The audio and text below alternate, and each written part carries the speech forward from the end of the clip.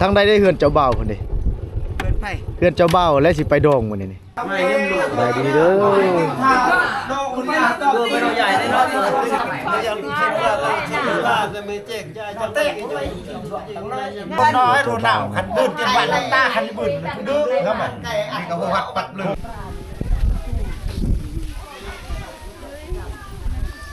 สมิทว่าสิกินหมูได้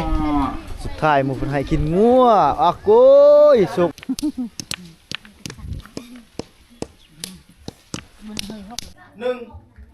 งัวจำนวน2ตู้มูลค่าขาดองลูกสาว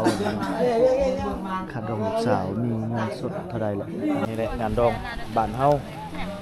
เฮ็ดสบายเนาะบ่มีเครื่องสดเกี่ยมสิก้อยเลยก้อยสุกพี่น้อยเนาะนมบางอย่างนมใหม่ๆเลย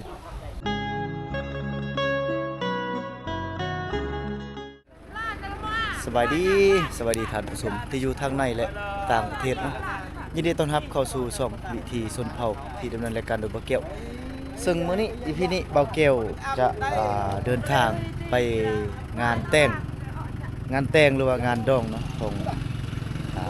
สาวหล่าพี่น้องสาวหล่า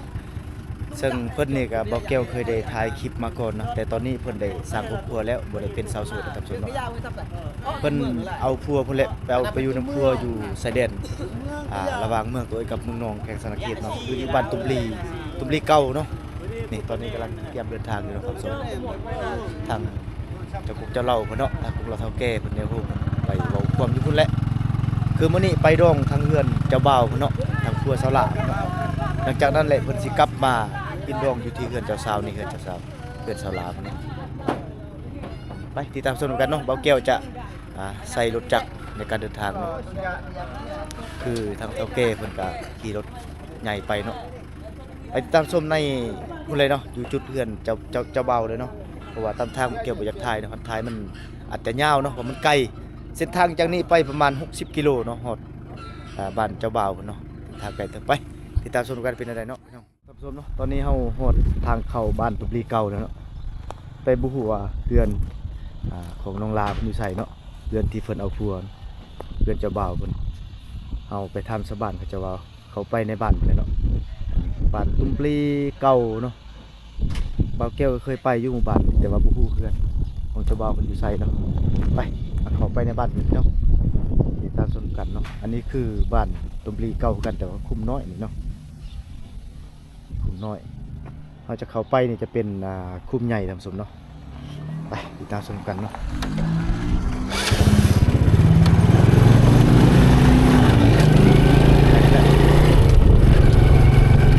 ซึ่งห่างจากทางเข้านี่ประมาณ400-500 เมตรนี่บริทางเจ้าบ่ถือว่านี่บ่มันแม่นบ่ทันบ่แม่นข้างหน้าผมว่าบ่จื้อเลย โอ้บ่จื้อทางเข้าเลยแม่นทางนี้บ่ได้มาดนอะไรบ้านแต่ก่อนบ้านนี้เบาเกียวเคยมาอยู่ตอนน้อยๆเนาะเบาเกียวยังน้อยยังเป็นผู้เบาน้อยอยู่มาอยู่บ้านแต่ก่อนประมาณเดือน2เดือนนี่แหละมาอยู่นำพี่น้องพี่น้องทางให้ซอยเพิ่นแต่ก่อนตัวยังน้อยพุ่นแหละกับบ่จื้อแล้วบ่ได้มาดนหลังจากหันมาครับบ่ได้มาเลยนี่บัดได้มามื้อนี้อีกพี่น้องมาในฐานะงานแต่งของน้องหลาพุ่นเนาะหรือว่างานโดมเฮาไปเบิ่งนำกันว่างานแต่งทางพี่น้องสุดพ่อตะโอ้ยนี่หรือว่างานแต่งของสาวพะบรูเนาะว่ามันจะเป็นอะไรอีกของเพณีเพิ่นเนาะไปติดตามชมกันเนาะซึ่งบางแก่ก็เป็นคนสุดเผ่ากันแกก็ฮู้ละเอียดแต่อยากให้ท่านผู้ชมเฮาได้เบิ่งได้ครับฮู้ว่าประเพณีงานดองทางชนเผ่าเขาเป็นอะไรเนาะไปตามชมกันพี่น้องเป็นก้อนนะแม่นเป็นนี่เลยมีบ้านเจ้าเลยเป็นป่าเลยคนมาเลี้ยงได้อยู่นี่เป็นพี่น้องเนาะเอาเกี่ยวจุดชื่อเลยเนาะชมมีแต่เฮือนมีแต่สายก็แต่ก้อนนี่บ่ ได้มีได้เป็นเนาะเป็นป่าเบิดน่ะเฮ็ดก่อนช่วงบ่แก้วอยู่นี่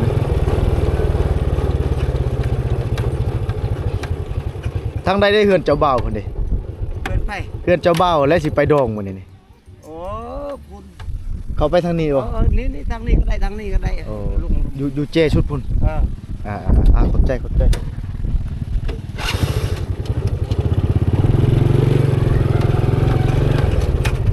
นาะ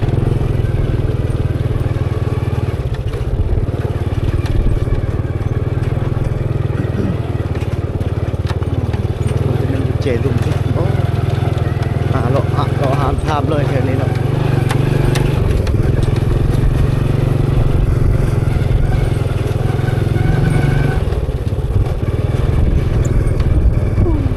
บ้านใหญ่แล้วเดี๋ยวนี้เอาเลยเสียงตู่บ่โอ้เปิดตู่เลยเป็นบ้านใหญ่เลยก้อนบ่ได้ใหญ่น้องเอ้ยแต่ว่าคือว่าแหละแต่ก้อนมันว่าเลยจะเก่าศูนย์มันบ่มีโทรศัพท์ให้ถ่ายซำนะ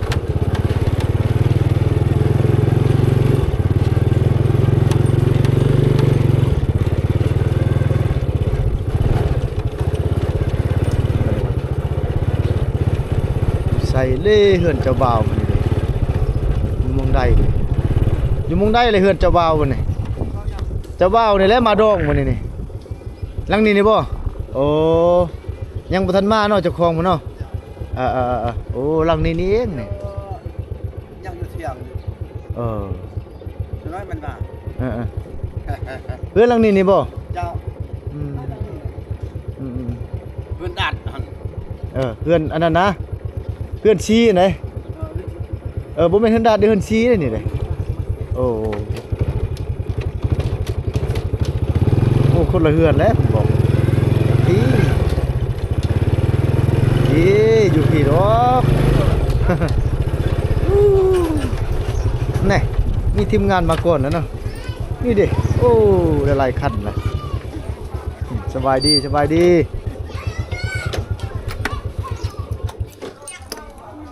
โอ้เต็มเฮือนเลยแหน่หมู่มากวนเฮาอีกเลยอายุ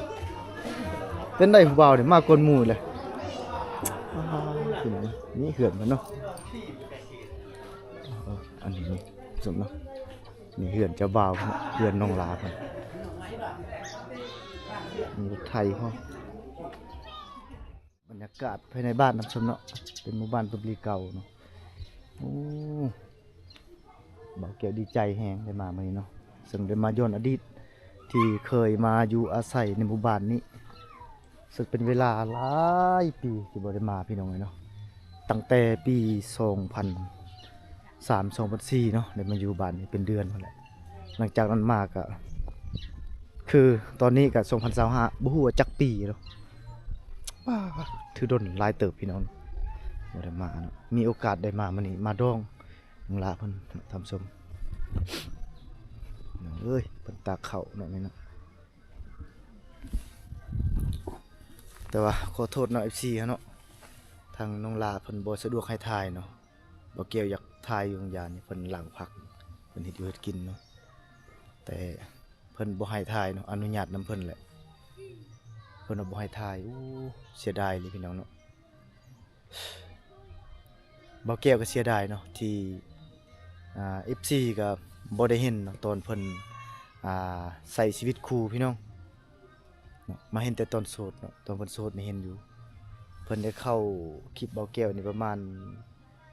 มอง3คลิป4คลิปนี่แหละเนาะแต่ว่าเพิ่นตอนเพิ่นใช้ชีวิตคู่นี่เพิ่นมาอยู่นี่ประมาณ 4-5 มื้อนี่แหละเขามาเอาเนาะเบาแก้วอยากถ่ายอย่างญาตินี่แต่ว่าเพิ่นบ่ให้ถ่ายเพิ่นว่าถ่ายบ่ได้เพิ่นบ่อยากเปิดโตนะบ่อยากให้อันนั้นนะก็บ่ฮู้นำเพิ่นเลยเนาะส่วนตัวเพิ่นบ่ให้ถ่ายเบาแก้วก็เลยบ่ได้ถ่ายเนาะ FC ทั้งหลายหรือว่าท่านผู้ชมทั้งหลายก็น่าจะเสียใจหลายเติบเนาะเบาแก้วผู้นึงนี่เสียใจที่บ่ได้ถ่ายเพิ่นท่านผู้ชมก็บ่เป็นหยังเนาะเบาแก้วจะถ่ายประเพณีอีกจังหน่อยเนาะประเพณีฮิโกงประเพณีของชนเผ่าเฮาเป็นจังไดเนาะเวลาที่จะกินดองหรือว่างานแต่งต่างๆนี่ เขาจะเฮ็ดแบบใดพี่น้องแล้วก็เฮ็ดอยู่กินไปเบิ่งนํกันเนาะถึงจะบ่ได้ถ่ายเจ้าสาวเพิ่นก็บ่เป็นหยังพี่น้องต้องขอโทษขออภัยใน MC หลายๆเนาะทำอิดเบาแก้วคิดว่าจะได้ถ่ายเพิ่นเนาะบ่ถ่ายบ่ได้ถ่ายพี่น้องจากหลายว่าเนาะนี่เพิ่นตากข้าวพี่น้องโอ้ขัดในย่างเขานี่คือตากนี่เขาไหม้บ่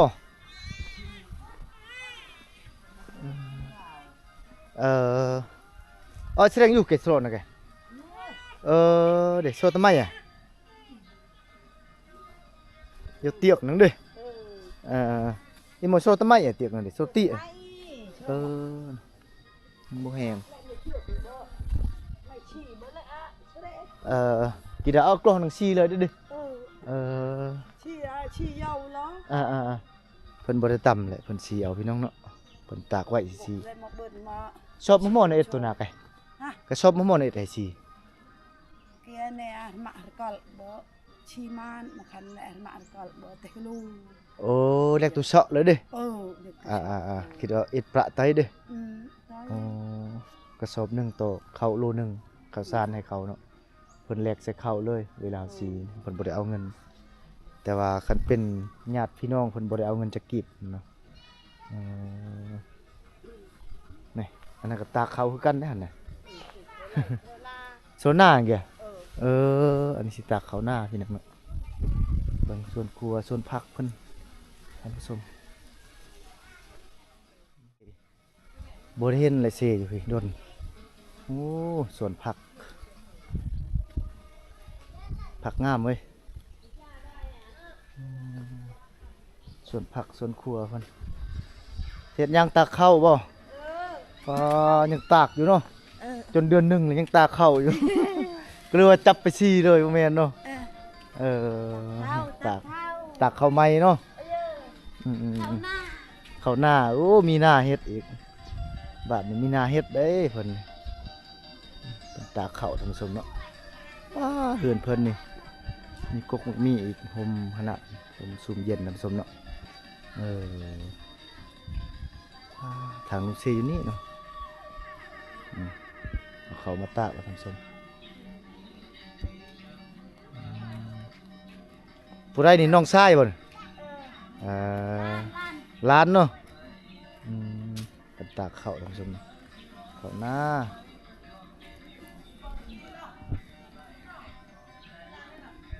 บรรยากาศแต่ก่อนคือมีทางลุงเซทางนี้บ่แม่นบ่ทางลุงเซละน้องหั่นทางนี้ก็มีแต่ว่าโอ้น้องเอ้ยหาเลาะเบิ่งของบ้านนี่แหละสิถ่ายเจ้าสาวเพิ่นก็บ่ให้ถ่ายเด้ผิดหวังอย่างใหญ่พี่น้องเอ้ยเนาะบ่ได้ถ่ายแล้วเจ้าสาวเพิ่นในงานดองเนาะเพิ่นบ่ให้ถ่ายพี่น้องโอ้ตัดเสียดายแห้งลิพี่น้องบ่เป็นหยังพี่น้องได้เห็นภาพบรรยากาศภายในหมู่บ้านนี่ก็เต็มที่แล้วเนาะใหญ่เพิ่นต้อยคนห้อยบ่โอ้ปฏิมักบกบ่ปลูกไม้หมู่บ้านนี่ดนไหมปลูกไม้ปลูกตอกใหญ่สูงมะพร้าว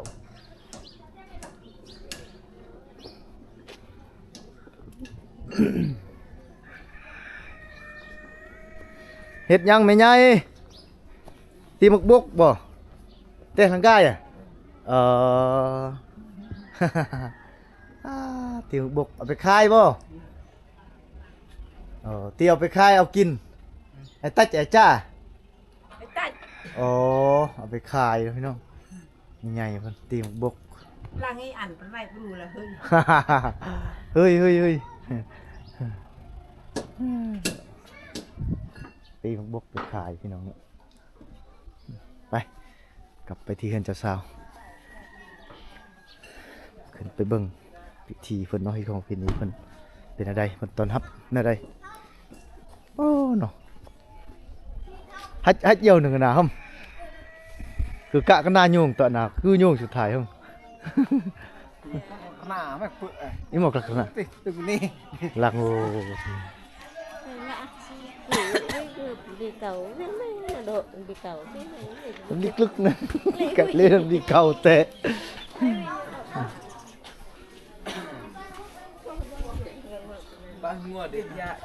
chúng ta lại bạn Nè cháu sao po mình đi.ไปขึ้นถึงเฮือนบัดนี้เด้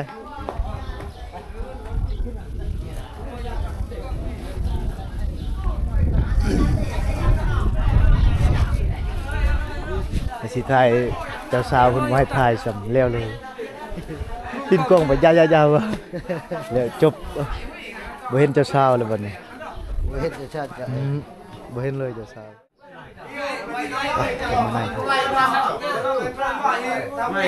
ไปดีเด้อ ตัวเป็นใหญ่ในรอบตัว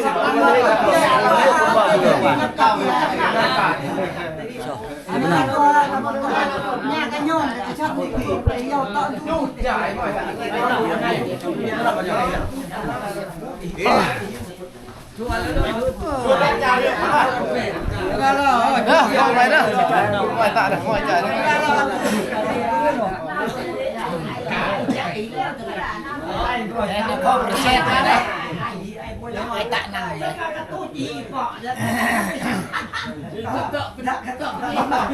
บ่ได้ยินเลยพี่น้องเว้ยโซกันลายเลยพี่เพื่อนคือพวกเราเท่าแก่ระวังชมกรรมชมพายเลยครับทางเจ้าภาพทุนทางเจ้าบ่าวที่อยู่เทิงเฮือนนี่แหละแต่บ่รู้เป็นผู้ใดเนาะถ้าเบิ่งจักหน่อยมันสิเฮ็ดจังสิฮู้พอจะบอกว่าใช่เนาะ ในดองใหญ่ในดองใหญ่เรา ดองสุนเผาเนาะ จ้า สุนเผา ตะโอย ดองประจำสุนเผาเฮาแบบง่ายๆนะบ่ต้องมีตู้อีเนาะบ่ต้องดนตรีเสียอยู่ง่ายๆโลดมาแล้วกินข้าวแล้วก็เมื่อ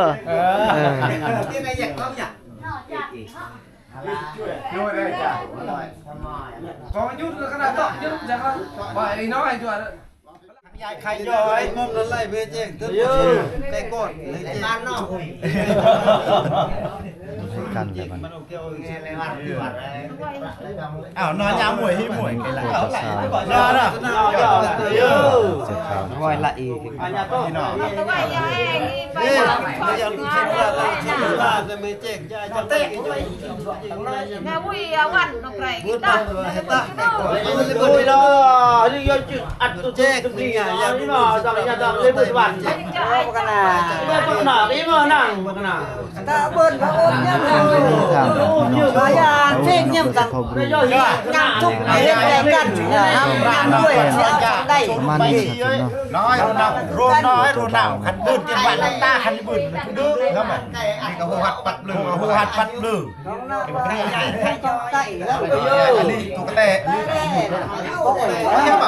ghê nhà có mùi chỉ chuyện hải nói là cho đục bay chi ấy nè khăn bút trên bản ta thế kỷ nghe em ông cô tan đang khăn dài khai cho ấy đi hồ hạt bắt lử cho đục vợ chết rồi à จบพิธี mà đi nhà đặt khăn đi kì làช่วยมาย่อเลยย่อละได้มาดูมันราน้อยวันลูกโปรยลูกล่อโชว์ลูกไปฉี่เดี๋ยวเรียนนั่งรอเอ้อุ่นนี่ล่ะย่อละได้ ngót còn điแม่โคตร chơi nào ngót đi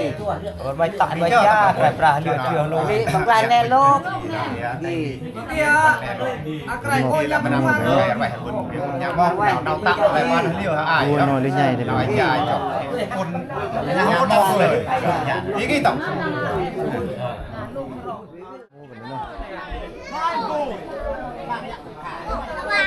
มีหมูสองตัวพี่น้องมีหมูน้อยหมูใหญ่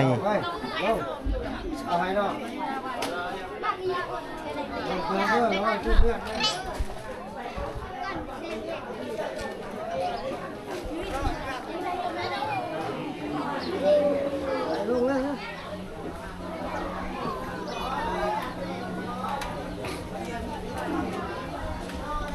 ช้เกือบจะหัด เอาดังไฟครัวหมู งัวมาแล้วกินงัว นี่มันนี่ว่ามันงัวแล้วมันครัวบ่อยเอาดีๆเลย กินงัว กินแล้วนะโซนะหันแล้วตัวนั้นตัวหมูจุงมาแล้วเอาเลยหันแล้วจับเลยลูกมาดูกี้ประจ่าเฮ้ยดูกี้อ่ะ ทันแล้วมูหน่อย มูหน่อยนะครับ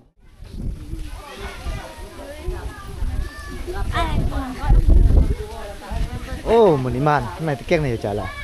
แม่น แกงเกลียหรอ โอ้มันมันนี่พี่น้องเอ้ยสมิทไว้สิกินหมูได้สุดท้ายหมูเพิ่นให้กินงัวอ่ะโก้ยโชคมานขนาดบ่าวแก้วมามื้อนี้ได้กินอาหารแซ่บแล้วบ้านนี้โอ้เนาะตัวใหญ่เด้นี่เด้มันจอยพี่น้องบ่เก็บมีหญ้าบ่หลายช่างรู้ก็จะ ใช่จุซองลูกซ้ำแล้วสำนั้น บ่ได้จุคักอยู่ บ่มันบ่มีมันได้งัวนี่แซ่บนะกินนะ จอยกันไป จอยก็ยามานะคนได้กินนะเฮ้ทางนี้ดังไฟแล้วบัดนี้ดังไฟแล้ว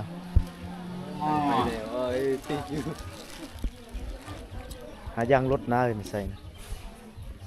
มันบ่ลุกเด้อนี่ อำรถาดังแล้วบ่ลุกแล้ว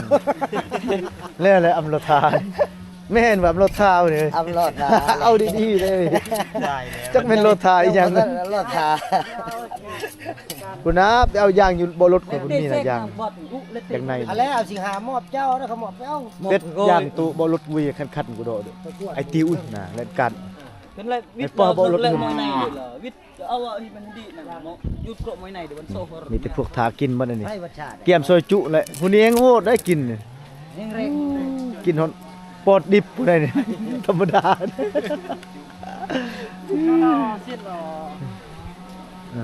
น้องเอ้ยนี่พอบรรยากาศภายในงานเนาะเฮือนงานเพิ่นวันนี้เฮือนเจะบ่าวมันเนาะมาใช้ชีวิตอยู่นี่เฮือนครัวครับใช้ชีวิตคู่กับชีวิตโสดนี่บ่คือกันเด้อพี่น้องแตกต่างกันเด้อเป็นโสดนี่อยู่สะดวกสบายอยู่แต่ว่าใช้ชีวิตคู่นี่ต้องรับผิดชอบหลายอย่างเลยแล้วก็เป็นหัวหน้าครอบครัวอีกมีลูกมีเต้ามาดามเนาะ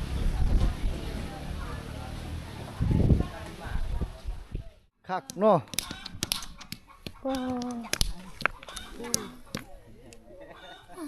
บกขายโลจังไดโล10,000พอขายอยู่แล้วเนาะหักเพื่อสิได้โลนึงนี่บ่แม่นง่ายเด้เนาะ โอ้คือบ่เฮ็ดไม้หนีบเอาจับจังบ่ถึกมือเอาไม้หนีบสบายตัวแตกนี่เขาบ่เอาได้ตัวแตกเนาะนี่ตัวแตกแบบนี้นี่แม่นป่ะเขาบ่ซื้อเด้ตัวนี้เนาะตัวนี้นี่เขาบ่ซื้อตัวนี้ ให้จะชูให้ทำ ห้านใครจะสูบมีบ่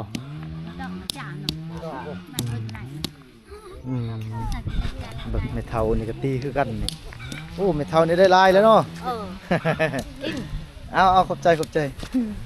โอ้ตัวแตกแบบนี้เขาบ่เอามันบ่นี่เขาเอาแต่ตัวนี้นี่พวกเวียดต้องมักซื้อนะตีมบกกินนะไปเอานี่ไก่แล้วเนาะถึงผู้คนนั้นนี่สิมีเก็บไก่นี่บ่มีนะเพื่อสิได้โลนึงนี่มัดมือพี่น้องเนาะมือนึงนี่จะได้อยู่2โล20,000 กีบ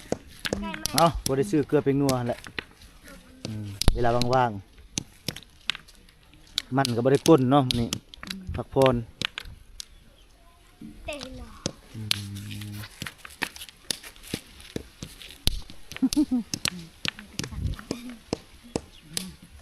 มันเฮยฮกบาดน้ำปู ใส่กระเจาะอีกบรรยากาศภายในหมู่บ้านตุ้มบลีเก่าติดกับโรงเรียนเด้เดือนเพิ่นนี่เด้อยู่วัยรุ่นเนาะทำสมเนาะ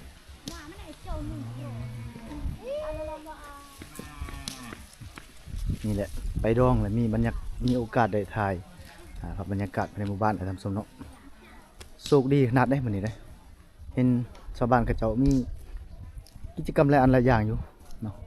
จากเข้าเพื่อไว้ซีตีมักบกพี่น้องเอ้ยเนาะ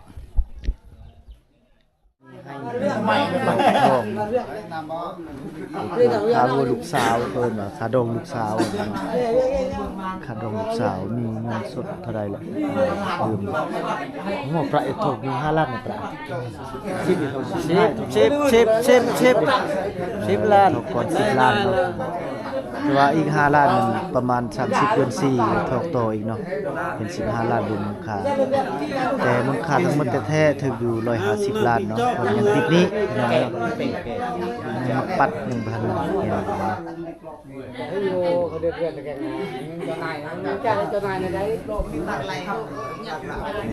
เป็นแม่ก็เศร้าเนี่ยก็ยุ่งเลยมาเลยตัดจับนุ่งเลย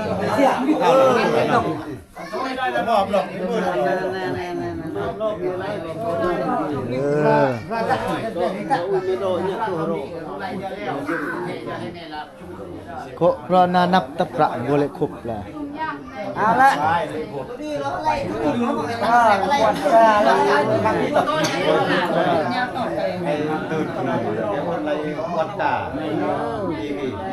ตาเนาะตาไว้หมุดนับประ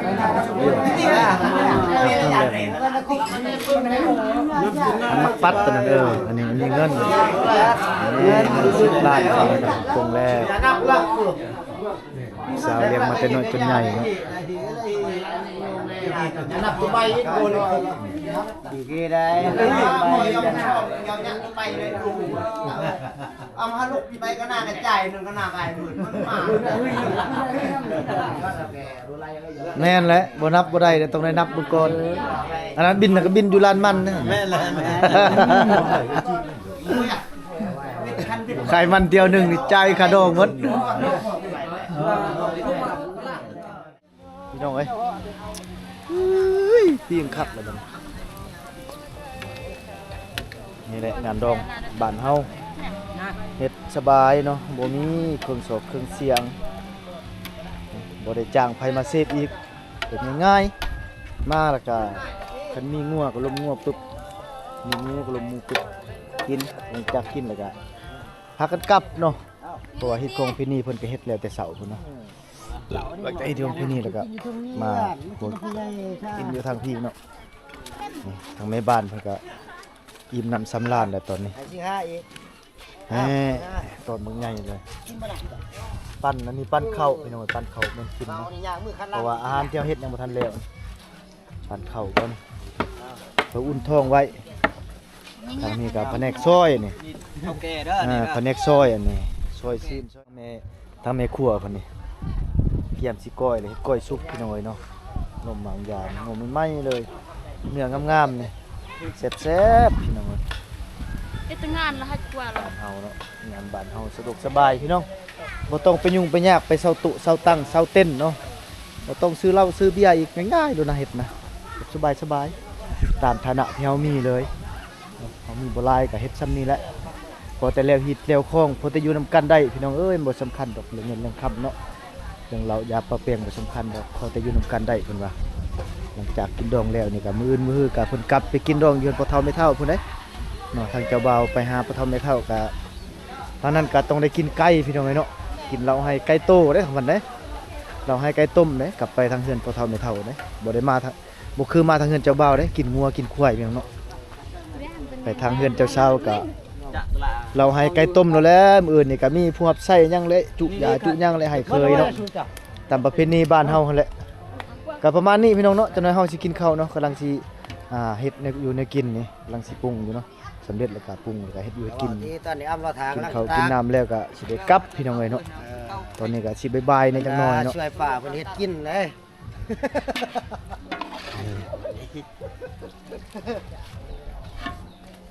แบบปรุงแต่งเอาล่ะท่านผู้ชมเนาะสำหรับคลิปนี้เนาะก็ประมาณนี้ท่านผู้ชมเนาะนี่คือ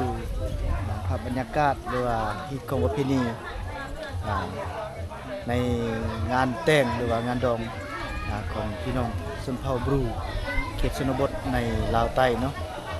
นี่คือภาพบรรยากาศรวมเนาะคือว่าทางนี้มันแบบง่ายๆพี่น้องบ่ต้องยากหลายอย่างเนาะบ่ต้องเศร้าเสียมบ่ต้องเศร้าตุเศร้าตังเศร้าเต้นเฮ็ดแบบง่ายๆหลังจากมาฮอดปุ๊บแล้วก็เฮ็ดพิธีฮิตของประเพณีทางงานดองประเพ พี่น้องชนเผ่าตัวเองหลังจากนั้นปรุงเงินคาดอกคาดองแล้วก็เพิ่นก็มอบหมูน้อยตัวหนึงคือสิเบิ่งตับเนาะแล้วก็งัวตัวหนึงเพิ่นให้คั่วกินอยู่นี่แหละเนาะให้แขกให้คนที่ทางพ่อแม่ฮู้จักสาวได้เชิญมานํกันว่าจะเป็นทางบ้านเฮาเนาะหรือว่าญาติพี่น้องเชิญมากินนำกันเนาะในงัวตัวหนึง หลังจากขึ้นน้ำแล้วตอนนี้ทางทีมงานเขาเดินทางเตรียมเดินทางกลับเนาะทางบ้านเขาเพราะมันประมาณ2โมงเป็นกลางค่ำเนาะเดินทางหลายกิโลเติมครับประมาณนี้พี่น้องสำหรับคลิปนี้ผมขอบใจพี่น้องทุกท่านเนาะที่ติดตามชมคลิปของเบาแก้วแต่ต้นจนจบแล้วก็บุกคำโฆษณาให้ข้าพเจ้ามันได้เนาะพบกันในคลิปใหม่เนาะสำหรับคลิปนี้ขอกล่าวคำว่าสบายดี